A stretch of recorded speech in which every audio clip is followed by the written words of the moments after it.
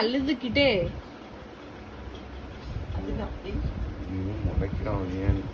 என்ன முறைக்கிற? அவனை பத்தி தானே சொன்னேன். முறைக்கிறான் பாரு. நீ என் முறை ஏன் காவியாவை முறை அவள நான் இல்லை ஏன் அவன் நான் இல்லடா நானா சொன்னேன்.